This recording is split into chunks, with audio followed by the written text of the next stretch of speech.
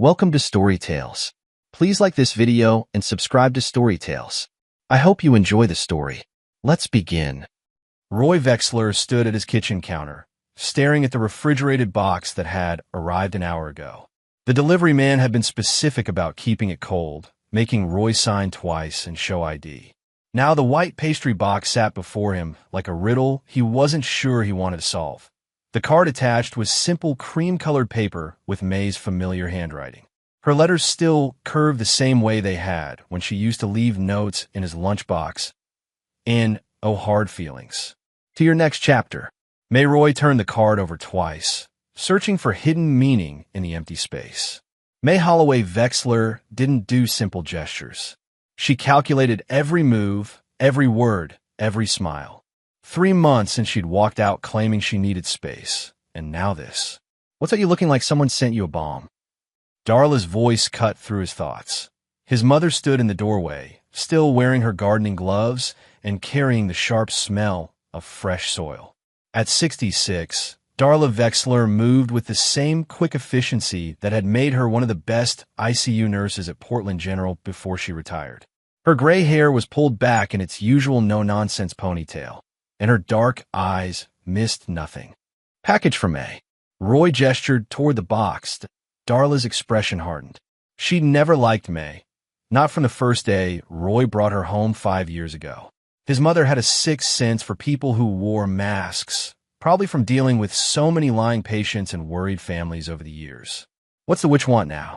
"Apparently to wish me well." Roy opened the box carefully. Inside was a chocolate cake that looked like it cost more than most people spend on groceries in a week. Dark chocolate ganache covered every inch, with delicate sugar work forming tiny flowers around the edges. The kind of cake May would order from that expensive bakery downtown, the one where she used to meet her book club friends. "Well, I'll be damned." Darla pulled off her gloves and washed her hands at the sink. May Holloway spending money on someone other than herself. Mark this day on the calendar. Roy studied the cake. Perfect presentation, professional decoration, probably cost $200 or more. May was many things, but wasteful with money wasn't one of them. Every purchase served a purpose. "You think it's safe to eat?" The question came out before he could stop it. Darla laughed, a short bark that held no humor. "Boy, you sound paranoid. Even May's not crazy enough to poison a cake." She paused, then looked at him more seriously. "Are you?" Roy considered it. May have been acting strange the last few months before she left. Distant in new ways, secretive about her phone, defensive when he asked simple questions. And those dinners that left him feeling sick. "No," he said finally. Just wondering why she'd spend this kind of money. Maybe her conscience finally kicked in. Darla opened the kitchen drawers until she found a cake server. Or maybe she's trying to buy her way back into your good graces. Either way, I'm not letting good chocolate go to waste. She cut 2 generous slices, the knife sliding through the rich layers like butter. The inside was just as impressive as the outside dark chocolate cake with what looked like raspberry filling and chocolate mousse. Roy took a small bite. Rich, complex flavors that probably took hours to create. May always did have expensive taste. Darla ate with more enthusiasm, making small sounds of appreciation. I'll give the woman credit, she knows how to pick dessert. This is restaurant quality. They ate in comfortable silence, Darla finishing her slice and cutting herself another. Roy picked at his, mind still turning over May's unexpected gesture. The note bothered him more than the cake itself. No hard feelings, as if she was the one who'd been wronged, as if walking out on their marriage was something he should just accept and move on from. "You want some wine with this?" Darla asked, already moving toward the cabinet where Roy kept a few bottles. "I'm good. You go ahead." She poured herself a glass of red wine, something she developed a taste for since retirement. Roy watched her savor the combination of chocolate and wine, completely relaxed for the first time in months. May's departure had been hard on Darla, too.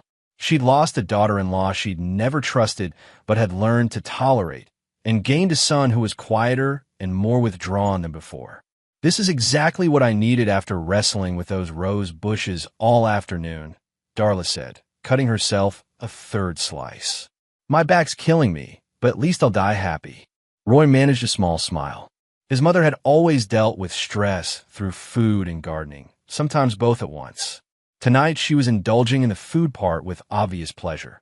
They talked about ordinary things: Darla's garden, Roy's work at the logistics company, the neighbor's new fence that was 3 inches over the property line. Normal conversation that felt good after months of careful topics and avoided subjects. By 9 o'clock, Darla had finished half the cake and most of the bottle of wine. She was telling a story about one of her former patients when she stopped mid-sentence, her hand going to her chest. "You okay?" Roy asked. "Just." She pressed her palm flat against her breastbone. "Tight feeling. Probably ate too much cake." But Roy could see something else in her expression. As a nurse, Darla had developed the ability to assess symptoms quickly and accurately. The way she was breathing, shallow and controlled, wasn't about overreading. "Ma, my pulse feels strange." She found her wrist with 2 fingers, counting. Too slow, then too fast. Roy stood up, sudden alarm cutting through the comfortable evening. "What do you mean, strange?" Darla was already moving toward the hall closet where she kept her purse. "I'm going to urgent care. I'll drive you." "No." Her voice was firm, the same tone she'd used when he was 12 and tried to argue about bedtime. "You stay here. I know what I'm doing." She was out the door before he could argue further, leaving Roy standing in the kitchen with half a chocolate cake and a growing sense that something was very wrong. That Roy's phone rang at 7:30 the next morning. May's name on the caller ID made his stomach tighten. She never called this early. May wasn't a morning person, never had been. "Hello, May." "Roy." Her voice sounded casual, almost cheerful. "How are you doing?" The question struck him as odd. They'd barely spoken since she moved out, and when they did, it was about practical things like mail forwarding and insurance paperwork. May didn't call to ask how he was doing. "I'm fine." "What do you need?" "Nothing specific. I just..." She paused, and he could hear traffic in the background. "I was thinking about you yesterday, wondering how you were." Roy waited. May never called without a purpose. "So," she continued, her tone staying light, "how was the cake?" There it was, the real reason for the call. "It was good. Thank you. Did you enjoy it? I mean, really enjoy it?" Something in her voice made him pause, an eagerness that didn't match her casual tone. "My mother ate most of it," Roy said. Silence. Complete, absolute silence. "May." "She what?" May's voice had changed completely. The cheerful tone was gone, replaced by something sharper. "She ate most of it. You know how she is with chocolate." Another long pause. Roy could hear May's breathing, quick and shallow. "Wait." May's voice was different now, strained. "She ate all of it? Are you serious?" "Not all of it. I had some too. But yeah, she ate most of it." "What?" The line went quiet except for traffic sounds. Then May spoke again, her voice shaken in a way Roy had never heard before. "Roy, I have to go.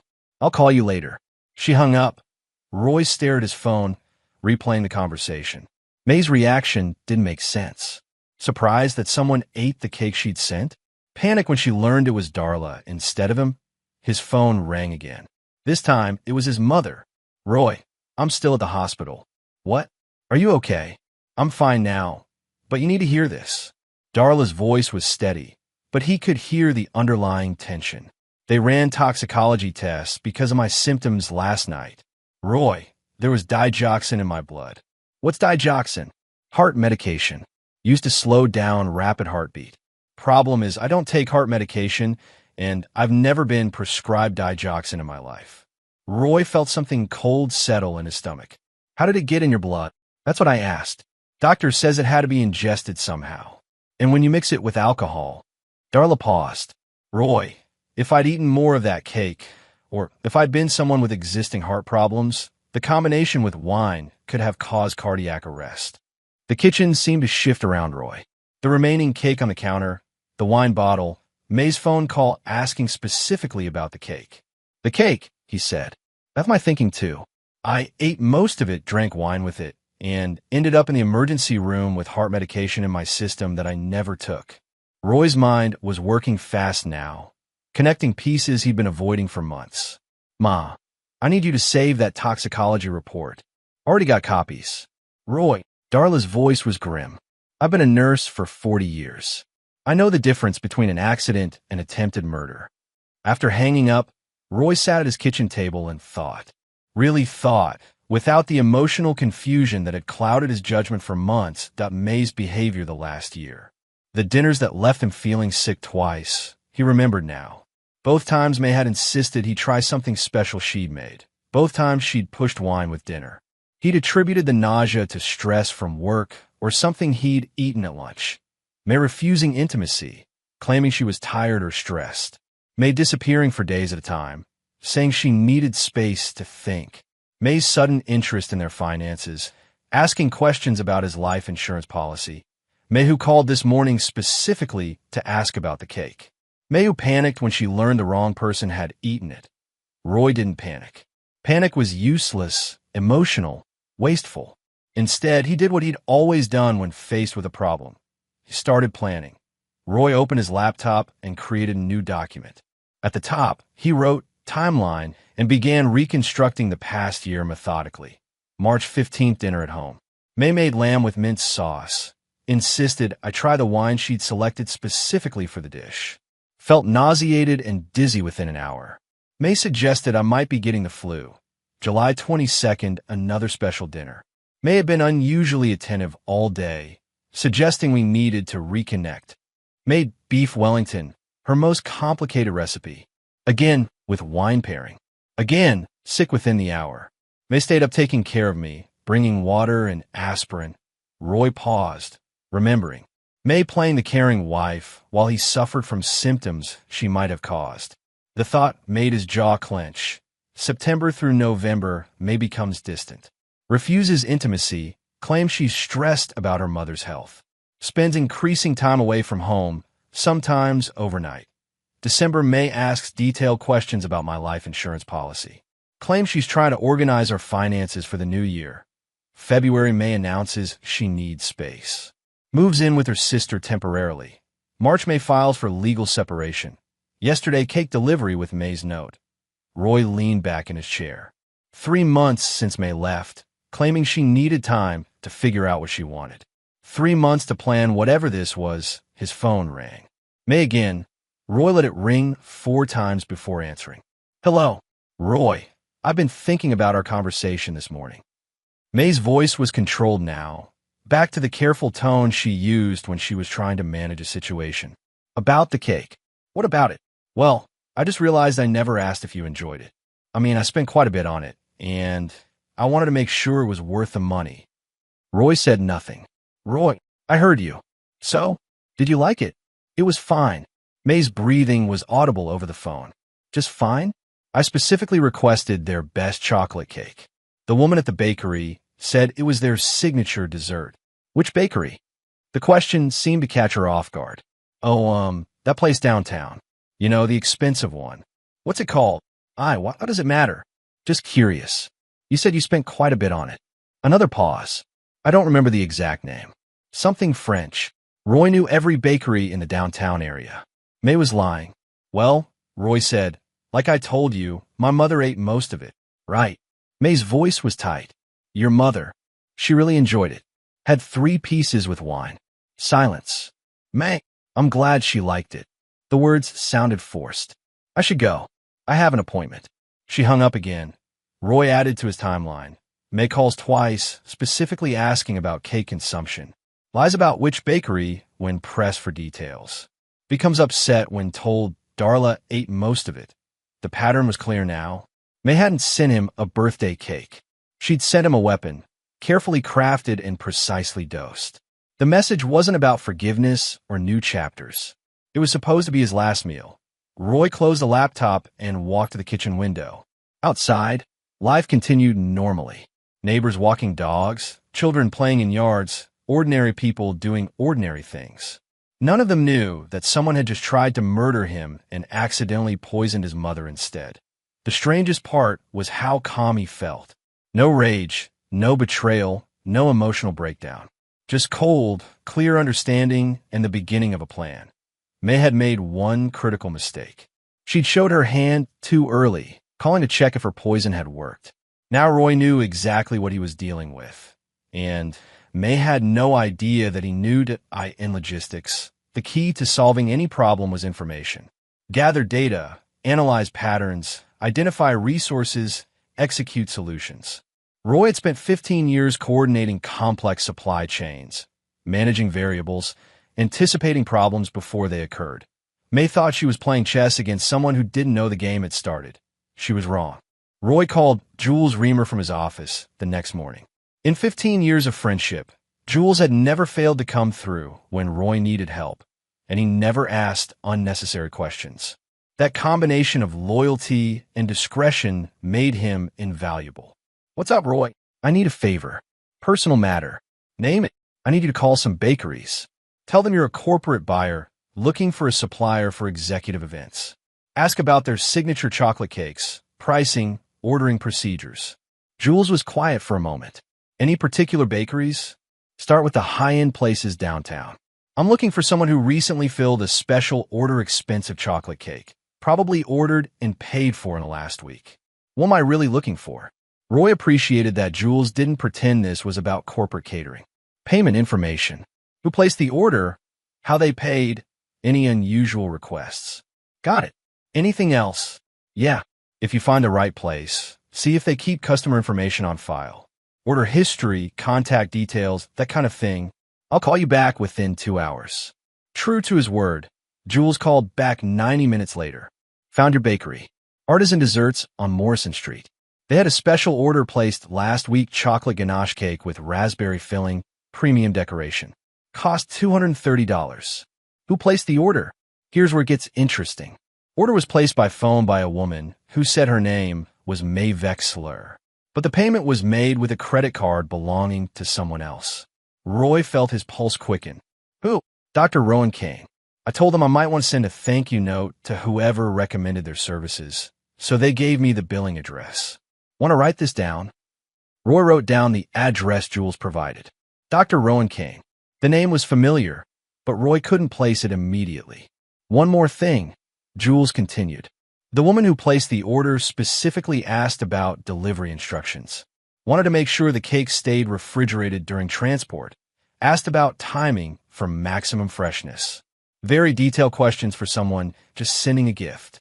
After hanging up, Roy searched for Dr. Rowan Kane online. Emergency room physician at Mercy General Hospital. 40 years old, graduated from OHSU Medical School, clean record with the state medical board. Photos showed a tall man with graying hair and the kind of confident smile that worked well with patients. Roy scrolled through the results until he found something that made his stomach drop. A Society page photo from 18 months ago. Dr. Rowan Kane at a medical charity fundraiser, standing next to a woman identified in the caption as family friend May Holloway. May's maiden name, before she married Roy. The photo was dated 6 months before May's first special dinner that left Roy sick. Roy called Haley Tran at her desk across the office. Can you come to my office? I need your help with something. Haley appeared 5 minutes later, closing the door behind her. At 36, she was the most technically skilled person in the company, capable of solving problems that frustrated people twice her age. She was also observant in ways that made her valuable beyond her official job description. What do you need? Roy showed her the photo on his computer screen. I need to know everything you can find about Dr. Rowan Kane. Medical practice, finances, personal life, connections to anyone named May Holloway or May Vexler. Haley studied the screen. This is about your ex-wife. It wasn't a question. Haley had always been perceptive about office dynamics and personal situations. Yes. How deep do you want me to go? As deep as necessary. And Haley? This stays between us. Understood. Within 3 hours, Haley had compiled a comprehensive report. Dr. Rowan Kane was married to Talia Kane, a software engineer who worked remotely for a Seattle company. No children. The couple had been married 8 years, but had been living separately for the past 6 months. Dr. Kane maintained an apartment near the hospital while his wife remained in their house in the suburbs. More importantly, Haley had found financial records that painted an interesting picture. Dr. Kane had made several unusual transactions over the past year, cash withdrawals and roundabouts, transfers to accounts that didn't match any known bills or investments, and credit card purchases that seemed out of character for someone with his lifestyle. Look at this. Haley pointed to her screen. $300 charges at hotels where he doesn't appear to have stayed overnight. Jewelry purchases that don't match his wife's taste, based on her social media photos. Restaurant bills for expensive places during times when his wife was posting about being home alone. Someone else. That would be my conclusion. And look at this, he's been paying for a storage unit across town for the past 4 months. Monthly automatic payment. Roy absorbed this information. Dr. Rowan Kane was having an affair, spending money on someone who wasn't his wife, and had somehow become involved with May. The storage unit suggested planning, preparation, secrecy. Can you find out anything about the storage unit? I can try, but that might require more creative methods. Roy understood. Do what you think is safe. Roy. Haley's voice was careful. What exactly are you trying to prove? That my ex-wife tried to kill me. Haley blinked, then nodded slowly. Okay, give me another hour. That evening, Roy sat in his car outside May's sister's house, where May had been staying since their separation.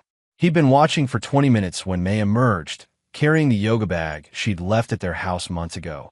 Roy had spent the afternoon with Haley, who'd acquired a small recording device from sources she didn't explain. The device was smaller than a coin, with enough battery life for 48 hours and the ability to transmit audio to Roy's phone. When May had collected some of her remaining belongings from the house last week, Roy had planted the device in the inner pocket of her yoga bag, the one she never cleaned out, where she kept spare hair ties and lip balm and receipts she forgot to remove. Now he followed her car through downtown Portland, keeping enough distance to avoid detection. May drove to a coffee shop, then to a grocery store, then to an apartment complex Roy didn't recognize. She parked and walked to Building C, Unit 15. Roy noted the address and waited 30 minutes later. His phone buzzed with an incoming audio transmission. May's voice, clearer than he'd expected. I don't understand what went wrong. A man's voice, deeper, with the kind of controlled tone doctors use with difficult patients. You said he would eat himself. He should have. Roy always eats dessert after dinner, especially chocolate. I calculated the timing based on his schedule. But he didn't. His mother ate most of it instead. The old, which has always been greedy with sweets. Roy's hands tightened on the steering wheel. His mother, who'd raised him alone after his father died, who'd worked double shifts to put him through college, who'd spent yesterday in an emergency room because of May's poison. The man's voice continued. How much did she consume? Roy said she ate most of the cake. 3 slices, maybe 4. Plus wine. That dosage, combined with alcohol, she's lucky to be alive. I know that. May's voice was sharp with frustration. I researched the interaction extensively. The amount was supposed to incapacitate, not kill. But it was measured for Roy's body weight, not some 66-year-old woman. May, you need to calm down. Don't tell me to calm down, Rowan. This was supposed to be simple. Roy eats the cake, feels unwell, maybe passes out. I come back to check on him, find him unconscious, call for help. You respond, as the attending physician, pronounce it a cardiac event brought on by stress from our separation. Roy closed his eyes, absorbing the full scope of their plan. Not just murder, but an elaborate setup designed to make May look like the concerned ex-wife, and Rowan, the heroic doctor, who tried to save him, but Rowan's voice was tighter now. The plan was flawed from the beginning. Too many variables, too much that could go wrong. It would have worked if Roy had eaten it himself like he was supposed to. What if his mother talks? What if she remembers what she ate before getting sick? She won't remember anything useful. Old people get confused about medical episodes. Besides, who's going to believe someone intentionally poisoned a birthday cake? It sounds paranoid. Roy opened his phone's recording app and saved the audio transmission to a secure file. May and Dr. Rowan Kane, discussing how they tried to kill him and make it look like natural causes. We need to try again, May continued. Soon, before suspicion dies down completely. Absolutely not. The risks are too high now. Rowan, we've planned this for months. I left him, filed for separation, established a pattern of marital problems. Everything is in place for me to inherit as his surviving spouse. Separated spouse. That might complicate things legally. I consulted with a lawyer. Separated spouses still inherit, unless there's a will specifying otherwise. Roy never made a will. He always said we had plenty of time for that. Another piece of May's calculation. Roy had indeed never written a will, assuming they had decades to worry about such things. May had known this and planned accordingly. Next time, we use the wine, May said. Easier to control dosage, and Roy drinks wine every Friday when he cooks dinner. I'll suggest we meet to discuss reconciliation. Bring a bottle as a peace offering. May, you're talking about murder. I'm talking about starting our life together. You said you wanted to leave Talia, wanted us to be together openly. This is the only way that happens without destroying your career or reputation. Rowan was quiet for a long moment. The dose should have worked. He was supposed to be incapacitated when you returned. I know, but we'll adjust. Learn from this mistake. What about his mother? If she suspects anything, Darla Vexler is a tough old bird, but she's not stupid enough to accuse someone of attempted murder without proof. She'll complain and suspicious, but that's all. May was wrong about that. Darla wasn't suspicious, she was certain. And Roy now had proof. The conversation continued for another 15 minutes, covering details about timing, dosage adjustments, and contingency plans. By the time May left the apartment, Roy had recorded enough evidence to destroy both of them. But he wasn't finished gathering information. May had underestimated him once. He wouldn't let it happen again. Roy's phone rang at work the next morning. Unknown number with a local area code. This is Roy Vexler. Mr. Vexler, this is Talia Kane. I believe you know my husband. Roy felt his pulse quicken. I'm not sure I understand. Dr. Rowan Kane, I think we should meet. I have information you might find interesting about your ex-wife. They agreed to meet at a coffee shop downtown, somewhere public, but not too crowded. Roy arrived 15 minutes early and chose a table near the back, where they could talk without being overheard. Talia Kane was smaller than Roy had expected from her photos, with dark hair and sharp eyes that reminded him of his mother. She carried herself with the kind of controlled precision that suggested she was used to solving complex problems. Thank you for meeting with me, she said, sitting across from him. How did you get my number? Phone records. Rowan's been calling you regularly, though he doesn't know I know that. Talia opened a folder and slid a photograph across the table. This was taken 6 months ago. The photo showed May and Rowan at a restaurant, sitting close together, May's hand on Rowan's arm. They looked comfortable, intimate, like a couple who'd been together for a while. Where did you get this? Private investigator. I hired him when Rowan started acting strangely last year. Unexplained absences, unusual expenses, changes in behavior. Talia's voice was matter-of-fact, as if she was discussing a work project. I'm a software engineer, Mr. Vexler. I solve problems by gathering data and analyzing patterns. Roy understood. What patterns did you find? Talia pulled out more documents. Financial records showing transfers from Rowan's accounts to various recipients. Hotel bills, restaurant charges, jewelry purchases, and this. She handed him a bank statement with several highlighted entries. $12,000 transferred to your ex-wife over the past 6 months. Small amounts, irregular timing, designed to avoid detection. Roy studied the numbers. May's sudden interest in their finances made more sense now. She'd been receiving money from her lover while planning Roy's murder. There's more, Talia continued. I found documentation for a life insurance policy application in your name, filed by May Holloway, her maiden name. The policy was for $500,000. I never applied for life insurance. I know. The application was rejected because the medical exam showed discrepancies with the information provided, but may try to take out a policy on your life without your knowledge. Roy felt pieces clicking into place. May hadn't just planned to kill him, she'd tried to profit from it significantly. Why are you telling me this? Talia's expression hardened. Because I want to destroy both of them. Rowan thinks he's clever, thinks I don't know about his affair or his plans. May thinks she's found her ticket to a new life.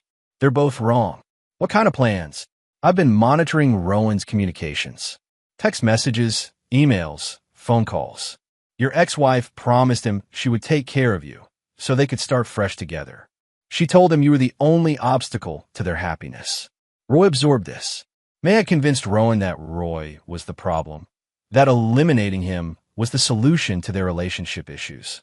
I have recordings, Roy said. Talia raised an eyebrow. What kind of recordings? May and your husband discussing how they try to poison me, planning their next attempt. How did you get recordings? Roy explained about the device in May's yoga bag, the audio transmissions, the details of their conversation. Talia listened without interruption, occasionally making notes. They're planning to try again, Roy concluded. I know. Rowan's been researching cardiac medications and their interactions with alcohol. He thinks I don't know how to access his browsing history. They sat in silence for a moment. Two people whose spouses had betrayed them in the most fundamental way possible. What do you want to do? Roy asked. I want them both in prison.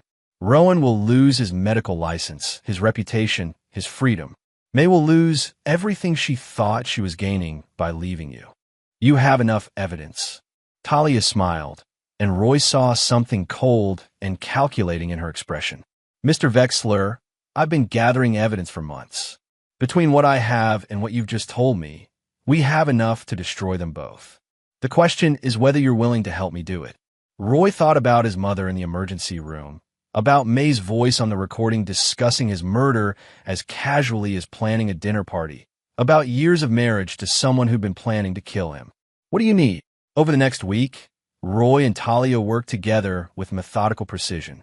Roy provided the audio recordings of May and Rowan's conversations. Talia contributed financial records, photographs, communication logs, and documented evidence of the attempted insurance fraud. Haley helped compile everything into organized files, creating a timeline that clearly showed the progression from affair to murder plot. Jules contributed additional information about the bakery order and payment details. The evidence was overwhelming. Audio recordings of May and Rowan discussing the poisoning attempt and planning another one, the hospital toxicology reports showing digoxin in Darla's blood. Financial records showing payments from Rowan to May. The fraudulent life insurance application. Photography and documentation of May and Rowan's relationship. Credit card records showing Rowan paid for the poisoned cake. Communication. Records between May and Rowan discussing taking care of Roy. Roy had learned patience from years in logistics, where rushing led to mistakes and missed details. This situation required the same careful approach. Every piece of evidence needed to be documented, verified, and organized for maximum impact. We should send this to the police, Talia said during one of their meetings. Not just the police, Roy replied. We send it everywhere at once. Police, district attorney, medical board, reporters. Make it impossible for anyone to cover up or ignore. Why reporters? Because May thinks she's smart enough to manipulate the legal system. She's been planning this for months, probably has explanations ready for every piece of evidence. But she can't control public opinion, and Rowan can't practice medicine if his reputation is destroyed. Haley had researched the best approach for submitting evidence to multiple agencies simultaneously. Anonymous tips to the district attorney's office, the state medical board, and the hospital where Rowan worked. Copies of everything sent to investigative reporters at local newspapers and television stations. What about May? Talia asked. She's going to know you're behind this. Good, Roy said. I want her to know. On Thursday morning, Roy and Talia executed their plan. Using anonymous email accounts and untraceable communication methods, they sent complete evidence packages to 7 different recipients.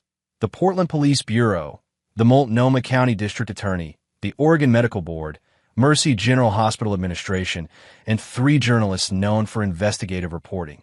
Each package included a cover letter explaining the situation and identifying key evidence, full audio recordings with transcripts, financial documentation showing payments, an insurance fraud, medical reports from Darla's emergency room visit, photographs and timeline of May and Rowan's relationship, documentation of the cake order and payment.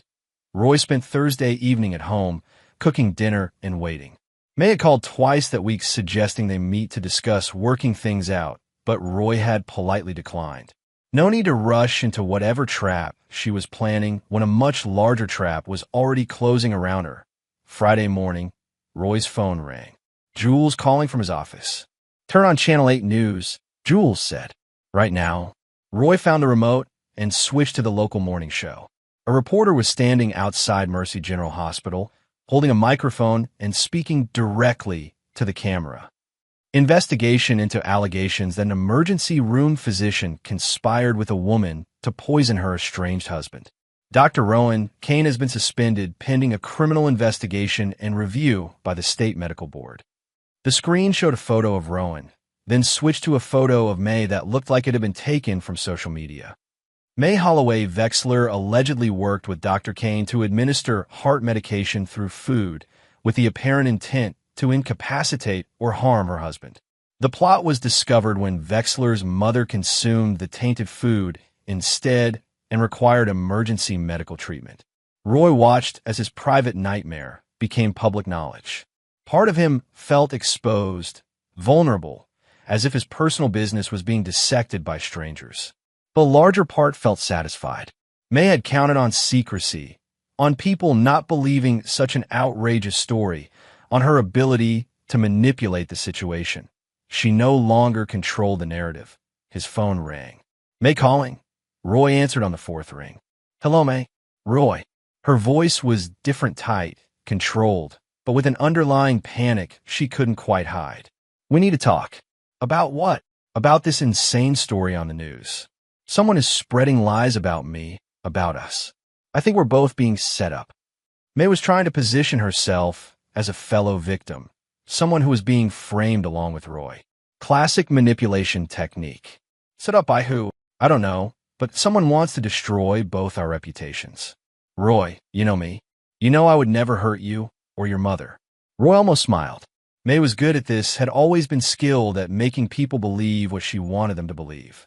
But she was working from incomplete information now, try to manipulate a situation she didn't understand. The police want to talk to me, May continued. I think they want to talk to you too. We should coordinate our stories, make sure we present a united front against these accusations. What story should we coordinate, May? The truth. That we're separated but trying to work things out. That someone sent you a cake as a gesture of goodwill, and your mother got sick from something unrelated. That these allegations are completely false. Roy waited, letting May dig herself deeper. Roy, are you still there? I'm here. Will you meet with me? Before we talk to the police? I think if we present a united front, we can get through this together. I don't think that's a good idea, May. Why not? Roy, this affects both of us. If people believe these lies, it could destroy both our lives. Only one of our lives deserves to be destroyed. Silence. What do you mean? I know what you did, May. I know about Rowan, about the cake, about your plan to kill me. I know about the insurance policy, the money transfers, all of it. More silence.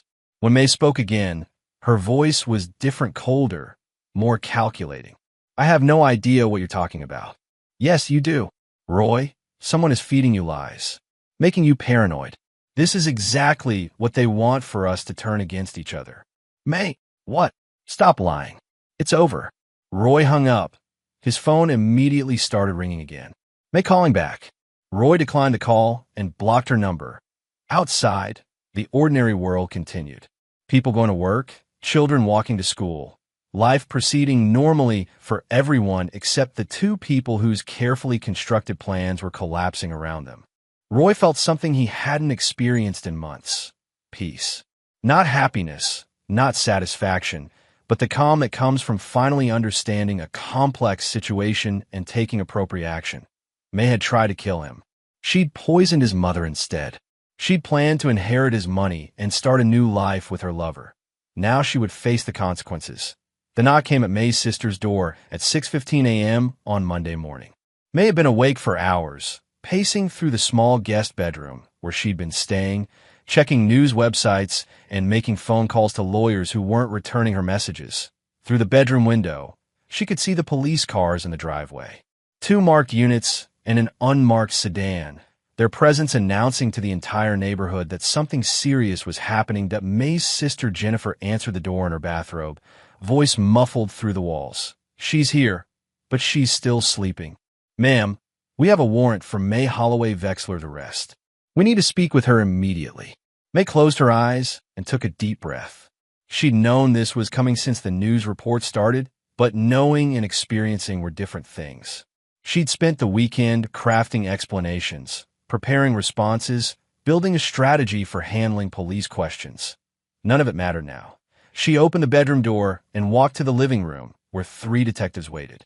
2 men and a woman, all wearing expressions of professional seriousness that told May they weren't here for preliminary questions. May Holloway Vexler. Yes. You're under arrest for attempted murder in the first degree, conspiracy to commit murder, and fraud. You have the right to remain silent. The words washed over May as she processed what was happening. Attempted murder in the first degree meant they believed she tried to kill Roy with premeditation and planning. Conspiracy meant they knew about Rowan. Fraud meant they'd found the insurance application. The detective read her rights. May's mind raced through possible responses. Deny everything. Claim she was being framed. Suggest that Roy had set her up out of spite over their separation. But as the second detective pulled out a folder and began laying out photographs on Jennifer's coffee table, May realized how much evidence they had, photos of her with Rowan at restaurants. Financial records showing money transfers. Copies of the insurance application. And then, worst of all, printed transcripts of conversations she remembered having with Rowan about dosages and timing and contingency plans. How'd you get these? May asked, her voice barely above a whisper. Ma'am, you'll have an opportunity to discuss that with your attorney. They handcuffed her gently, but firmly, treating her with the professional courtesy reserved for white-collar criminals who weren't considered flight risks. No violence, no drama, just the efficient processing of someone who'd been caught committing serious crimes. As they led her to the car, May caught sight of neighbors watching from windows and doorways. News vans were already arriving, drawn by scanner reports and tip-off from sources in the police department. May had always prided herself on maintaining appearances, on being the kind of woman who looked successful and sophisticated and in control. Now, she was being perp-walked in front of television cameras, wearing yesterday's clothes and handcuffs, in the back of the police car.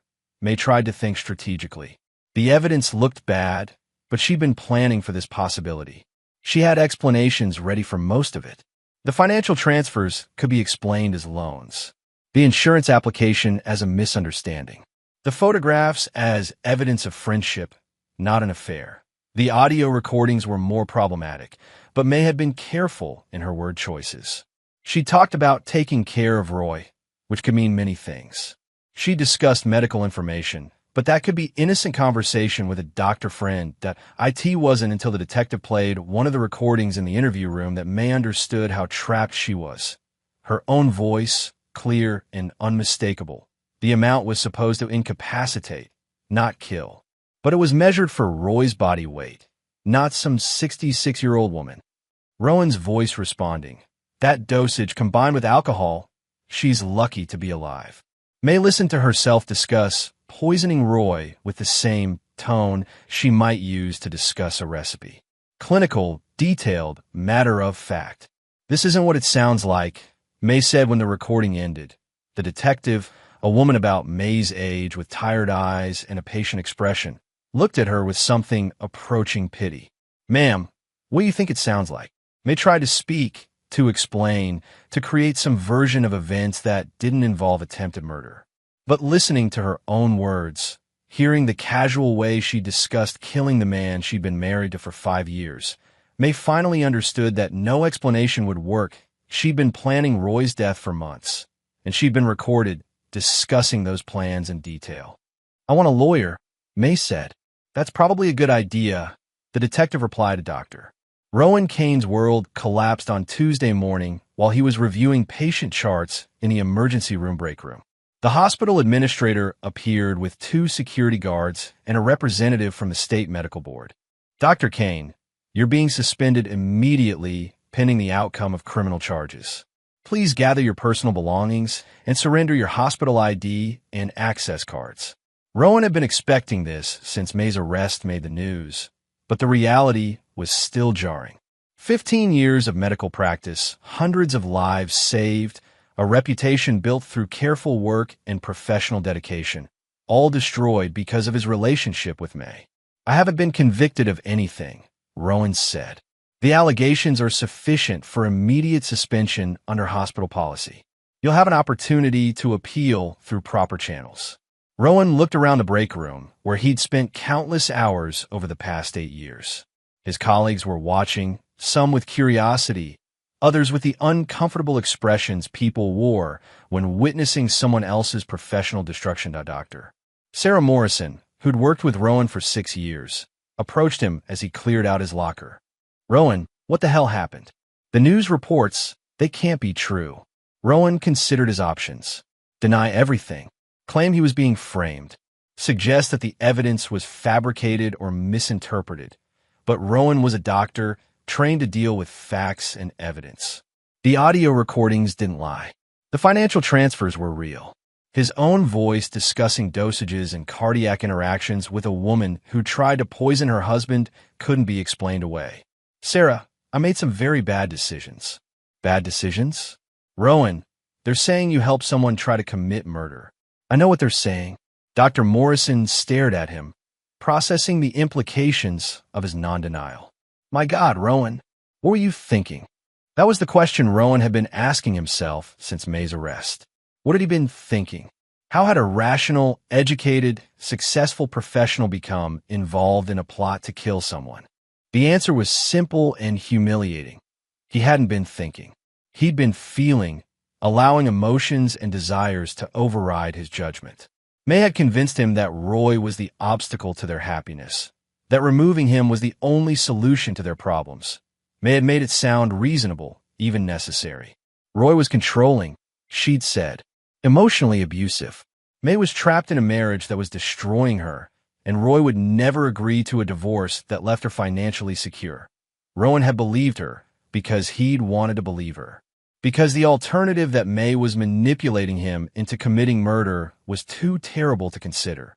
Now, listening to the audio recordings played on news reports, Rowan could hear what he'd been blind to before. May's voice discussing Roy's death with the detached calculation of someone planning a business transaction. No emotion, no regret, no indication that she was talking about ending a human life. Rowan had been used, manipulated by someone who was far more skilled at deception than he'd realized. But that didn't absolve him of responsibility. He was a doctor, sworn to preserve life, and he'd helped plan the opposite. By Wednesday, the state medical board had begun formal proceedings to revoke Rowan's license. By Thursday, 3 former patients had filed malpractice suits claiming that his criminal charges cast doubt on the care they'd received. By Friday, Rowan's malpractice insurance company had dropped him. Talia filed for divorce that week, accompanied by a motion for full custody of all marital assets and a restraining order preventing Rowan from contacting her. Her attorney was efficient and thorough, presenting evidence of adultery, criminal conspiracy, and financial fraud that made Rowan's position indefensible. "I trusted you," Talia said during their one conversation before the restraining order took effect. "I thought you were a good person who'd made some mistakes. I didn't realize you were a monster." Rowan wanted to argue, to explain, to make her understand that he'd never intended for things to go so far. But the audio recordings spoke for themselves. Whatever his intentions, he'd participated in planning Roy Vexler's murder. By the following week, local medical professionals were publicly distancing themselves from Rowan. Medical conferences removed him from speaking schedules. Professional organizations suspended his memberships. Colleagues who'd worked with him for years refused to return his calls. Dr. Rowan Kane had become a cautionary tale, a reminder of how quickly a professional reputation could be destroyed by personal choices. The trial began 4 months later in a courtroom packed with reporters, medical professionals, and curious observers drawn by the sensational nature of the case. May had hired an expensive defense attorney who specialized in white-collar crime, someone skilled at creating reasonable doubt and shifting blame. Roy sat in the front row with his mother, who'd insisted on attending despite his concerns about the stress. Darla wore her best dress and the expression she'd perfected during 40 years of dealing with difficult patients and their families. "I want to see her face when they play those recordings," Darla said. "I want to watch her try to explain why she discussed poisoning my son like she was planning a dinner party."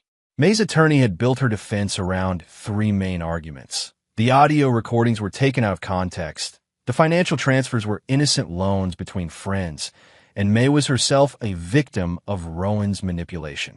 "Ladies and gentlemen of the jury," the defense attorney said during opening statements, "you will hear recordings that sound damaging when played without context. But you must remember that these conversations were recorded secretly, without May's knowledge, by a husband who was seeking revenge for their failed marriage. Roy watched, made during the opening statements. She'd lost weight since her arrest, and her usually perfect appearance showed signs of stress.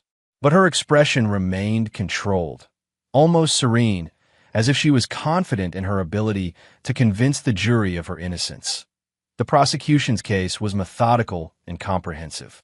They played the audio recordings in their entirety, presented financial evidence, called expert witnesses to explain digoxin and its effects, and walked the jury through the timeline of May's relationship with Rowan.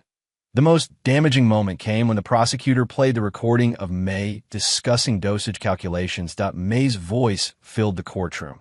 The amount was supposed to incapacitate, not kill. But it was measured for Roy's body weight, not some 66-year-old woman. The prosecutor paused the recording and looked at the jury. Ladies and gentlemen, you just heard the defendant admit that she calculated a specific dosage of heart medication intended to harm her husband. She measured it according to his body weight to achieve a particular effect. This was not an accident. This was not a misunderstanding. This was attempted murder with scientific precision. May's attorney tried to create alternative explanations during cross-examination, but the evidence was too comprehensive. The recordings, the financial transfers, the insurance application, the hospital records, everything painted a clear picture of premeditation and conspiracy. When May took the stand in her own defense, Roy watched her employ every manipulation technique he'd seen during their marriage. The tearful explanations, the claims of being misunderstood, the attempts to portray herself as a victim of circumstances beyond her control. I never intended to hurt anyone, May testified. The conversations with Dr. Kane were taken completely out of context. We were discussing my concerns about Roy's health, not planning to harm him. The prosecutor's cross-examination was devastating. Ms. Vexler, you testified that your conversations with Dr. Kane were about your concerns for your husband's health. Is that correct? Yes. Yet in these recordings, you discuss calculating dosages based on your husband's body weight. Can you explain why someone concerned about health would be calculating drug dosages? May hesitated. I was trying to understand the medical information Dr. Kane was providing. I see. And can you explain why someone concerned about her husband's health would attempt to take out a life insurance policy on him without his knowledge? That was a misunderstanding. A misunderstanding that would have paid you $500,000 upon your husband's death. May's explanations became increasingly desperate as the prosecutor systematically destroyed her credibility. By the time cross-examination ended, it was clear that the jury had stopped believing anything she said. Rowan's testimony was brief and damaging. Facing his own criminal charges, he'd accepted a plea agreement in exchange for cooperation with the prosecution. His testimony confirmed the conspiracy, the planning, and May's role as the primary organizer. She convinced me that Roy was abusive, Rowan testified. She said he was controlling and violent, that she was trapped and needed help. I believed her because I wanted to believe her. Did Ms. Vexler ever suggest that you should help her harm her husband? Yes. She said Roy was the only obstacle to our being together, and that we needed to take care of the situation. What did you understand that to mean? At first, I thought she meant divorce. But over time, it became clear she was talking about something more permanent. The jury deliberated for less than 3 hours before returning with their verdict. Guilty on all counts. As the judge read the verdict, May's composure finally cracked. She began crying, not the calculated tears of someone seeking sympathy, but the genuine despair of someone who'd gambled everything and lost. The judge's sentencing was thorough and unsympathetic. Ms. Vexler, you have been convicted of attempting to murder your husband for financial gain. This was not a crime of passion or a momentary lapse in judgment.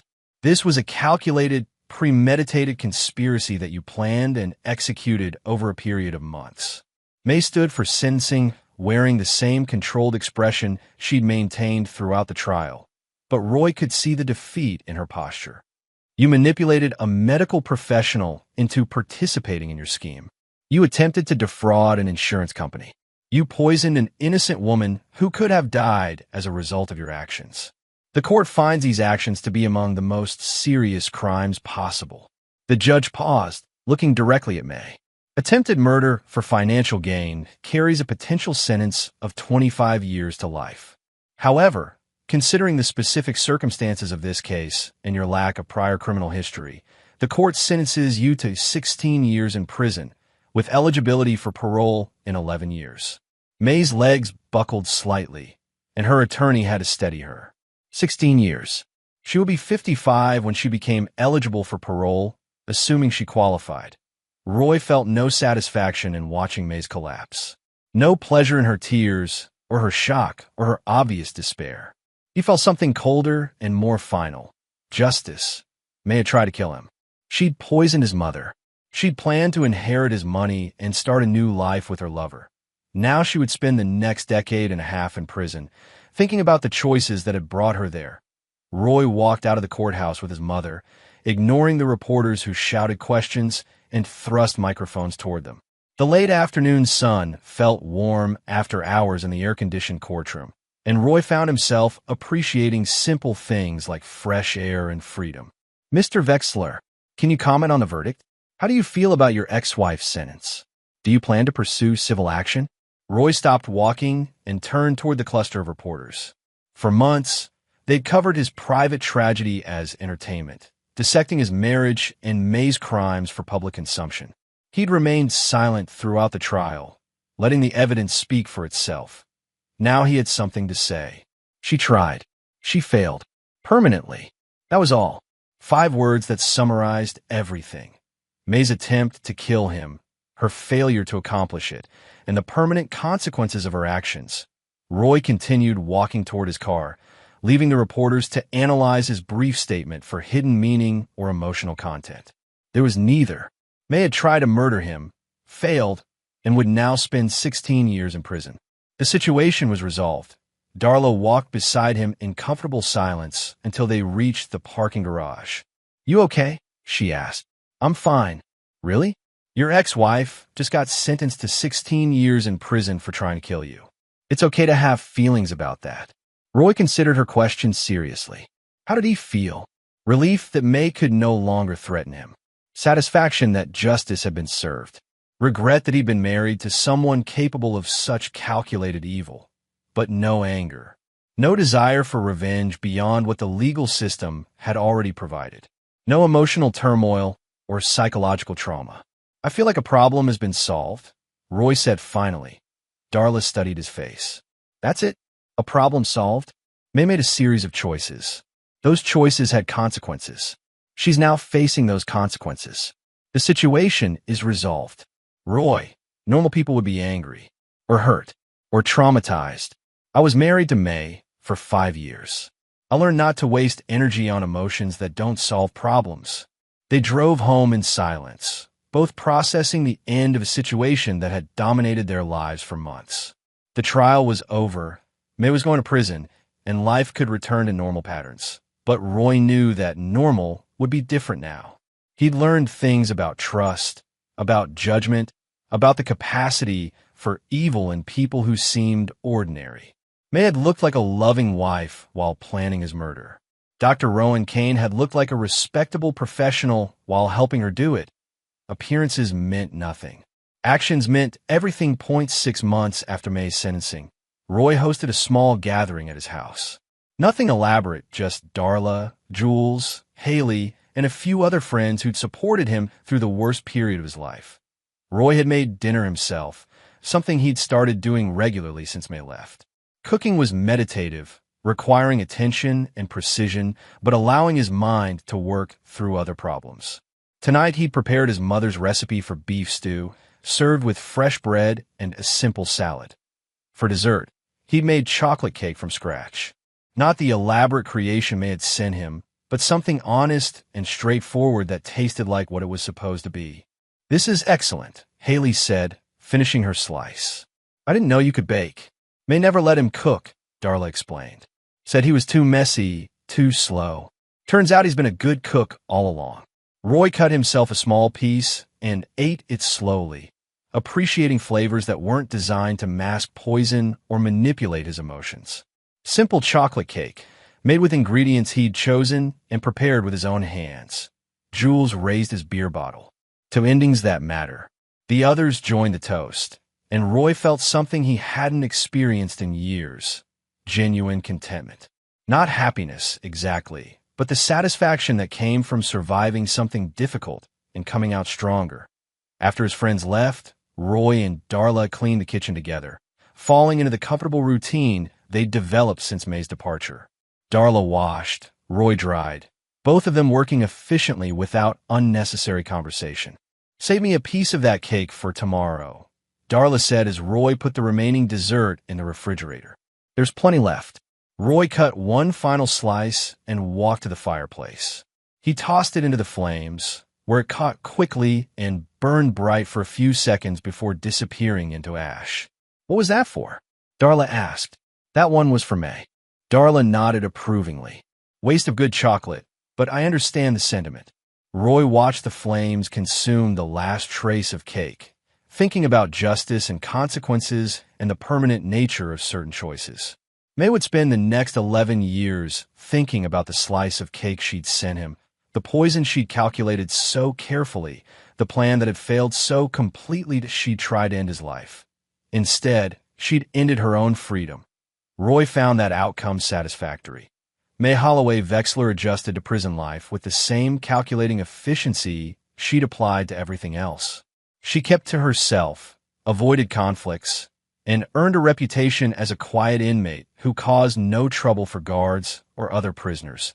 She received no visitors, no letters, no phone calls. Roy had blocked all contact, and May's family had distanced themselves after learning the full scope of her crimes. Her sister Jennifer had testified at the trial about May's behavior in the weeks before her arrest, the strange phone calls, the obsession with news reports, the complete lack of remorse for what had happened to Darla. Dr. Rowan Kane served 18 months in minimum security prison before being released on parole. His medical license was permanently revoked, and he worked various jobs: warehouse clerk, insurance adjuster, night security guard that didn't require professional credentials or public trust. He never practiced medicine again. Talia Kane received everything in their divorce settlement and used some of the money to start a non-profit organization focused on supporting victims of domestic violence and manipulation. She never remarried, finding satisfaction in work that helped other people escape dangerous relationships. Roy Vexler returned to his normal life with one significant change. He never ignored his instincts again.